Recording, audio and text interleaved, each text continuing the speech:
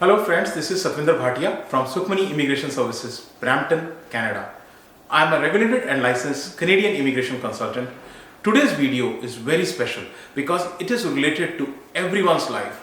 It is one of the important milestones in everyone's life. What is the video about? I'll share everything with you. Before that, I request, if you have not subscribed to the channel so far, please consider subscribing. We talk a lot about Canadian immigration, news, update, tips and tricks on this channel. And if you like the video, share it with your family and friends so that they can also benefit. So without further delay, let's get started. Today's video is about marriage. Yes, marriage, which is one of the important milestones in everyone's life. But under the greed of coming to Canada, in the name of marriage, what is happening is marriage frauds. Today's video is about marriage fraud. So I will share everything with you, and I can bet this type of information is not available on the internet. So marriage fraud. I caution you here, first of all, do not get tempted in any kind of marriage fraud, because if you do so, your wedding rings can get converted to handcuffs. Do not ever get tempted into the wrong path. And here is a clipping from Toronto Star, one of the important newspapers here in Canada. Immigration Canada rejects 1,700 fake marriage applicants. This much is the amount of fake cases. This much is the amount of fake cases. Why it is so popular? What is the reason it is so popular? You may be thinking about this. Why people go on this route? Because it is very popular. Why popular? There are so many reasons. Because you do not require IELTS, number one. No language test is required. Any kind of language test. Nothing is required. You don't need to do that. No degree is required. No education is needed. Even if you don't have any kind of formal education, you can still do this. No formal work experience is required. You have not done any job, you have not done any kind of business, still this is good, right? You do not need to show any kind of funds. There is no work permit requirement, no LMIA requirement, and what you get is direct PR. So you are getting a direct PR. This is the reason it is so popular. Now, you will be asking yourself, what is fraud marriage? Now, fraud marriage comes under different names. Before I tell you what fraud marriage is, I am telling you here the names of the fraud marriage. They are coming under different names. They are categorized into different names. Like different people use different names for fraud marriage. So marriage of convenience is one name. Paper marriage, on the paper, just on the paper, paper marriage. Sham marriage, fraud marriage, false marriage, dummy marriage, and lastly PRcardMarriage. Different names, but all of them are fraud marriages. So what is fraud marriage? Fraud marriage is a marriage which is a relationship whose sole purpose is to let sponsored spouse or partner immigrate to Canada. That's all. Just to immigrate to Canada, this is the main intention, nothing else. So main intention is to let the person immigrate to Canada, and I can tell you this is very, very serious crime under Canadian immigration law. Do not ever get tempted into it.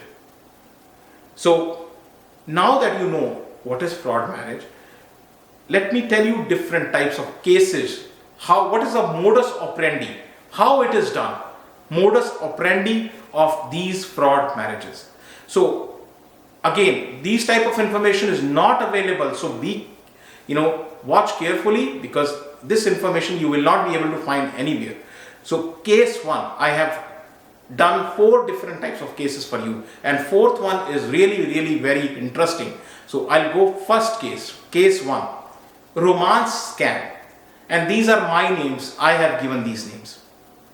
So romance scam. Here, what has happened? Foreign national connects with the PR card holder or a Canadian citizen, usually over internet or phone, right? Or they meet at a common travel point and then they get connected, and the foreign national convinces the PR card holder or citizen they genuinely love and they want to get married.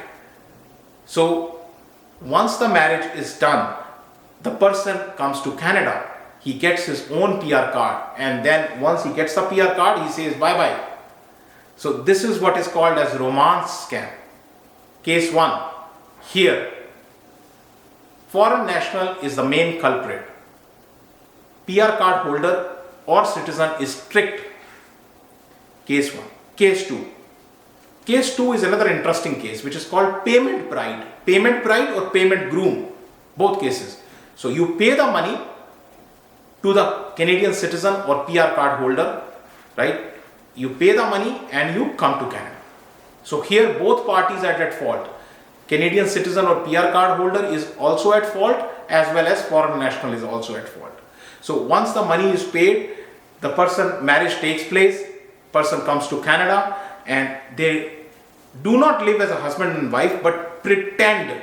But just pretend. Here the important word is pretend in the eyes of law that they are husband and wife. Once the time period is over, after 2-3 years, they get divorced and away they go. You go into your life, I go into my life. So the foreign national gets the PR card and the Canadian citizen or PR card holder gets the money. Case 2. Case 3. Case 3 is arranged marriage in home country. So what happens is, Canadian citizen or PR card holder thinks, it is better that they get married into their own community, into their own culture, into their own religion, or, go into the same village, go into the same ethnicity and marry there. And what they do is they get married to someone from the same background in the home country from where they came in. And this is nothing wrong in that, nothing wrong. But sometimes what happens is that bride or groom have a previous love affair, and so they say, okay, this is a ticket to come to Canada. They take that ticket, grab that ticket and come to Canada, and once they are here in Canada, they'll call the previous lover, and again divorce is done and previous lover is called into the Canada. So this is case 3. Now case 4 is really interesting. Case 4 is called as Jugaad model, which is a hybrid model. So we South Asians are very famous with Jugaad, right? It's a hybrid model. How the hybrid model works is a person, usually a boy, I'm saying usually a boy, sponsors money, pays money, and by paying money to the girl, they say, you get IELTS done. After getting IELTS, you score and you go to Canada as a student. I will sponsor your IELTS, I will sponsor your college fee, I will sponsor GIC, I will sponsor everything for you. So you go to Canada. But before that, you marry me and you go to Canada. Once you are in Canada, once the time duration is over, you can sponsor me either on spousal open work permit or PR, depending upon what is the length of the time. So you sponsor me. So sometimes this works well, but sometimes this does not work well. And if it doesn't work well, so the person who sponsored just keep dreaming that I will be called to Canada, and he is never called to Canada. These are the 4 different types of cases I have brought in front of you. Now, consequences of marriage fraud. Consequences of marriage fraud are very alarming. If both parties are involved, then both parties could be fined up to 100,000 Canadian dollars and 5 years of imprisonment, and or both. And don't think somebody who is aided in getting this marriage done, they can also be fined and they can also be put in jail. So these are the consequences when both parties are involved. Remember, I have shown you a case where the PR card holder or Canadian citizen is tricked into a marriage by a foreign national. In this case, the foreign national is liable for 5-year imprisonment or 100,000 fine or both, and also he could be banned and deported back to the home country. And same is the case again, those who are participants in this can also be punished. So serious consequences, never ever think of going on this path. And not just the consequences for those two parties, the consequences are for honest public who have never participated in this. Honest cases also get impacted. How they get impacted? Because their cases are more scrutinized, longer processing delay, long delay happens, genuine cases, nothing, they have not committed any sort of crime, honest cases, they get also, longer delays because of this. Refusals, lot of refusals come because of this. Some are genuine cases, there is nothing wrong in that, still refusals. More documentation is required. IRCC keep demanding documentation. Give me this, give me that, give me this, give me that. And bad name to the community. So all these things brings bad name to the community. So these are the consequences for general public. And remember, what type of cases are more scrutinized? So if bride and groom have a different ethnic or cultural background, those cases will be more scrutinized. If there is a huge age gap, then it will be scrutinized. Second and third marriage for sure will be scrutinized. Length of marriage, if that is the recent marriage before coming to Canada, 100% it will be scrutinized. Living together, if they are not living together, they don't have any child in common, then it will be again scrutinized. And of course, if there is no formal marriage ceremony, it will be scrutinized. And if there are no one witnessed this ceremony, again it will be scrutinized. So these are the cases. And IRCC officer, they are so well trained, they have booklets and trainings on this, so they can easily spot a fake case. How they spot? With the help of three things. One, with the documentation. The second, they can visit people's home. Third, they can call both spouses for interview. So these are the three ways they can spot the fraud marriages. And you can also report fraud marriages. There is the Canada Border Services Agency, CBSA. There is a toll-free number. Here it is given.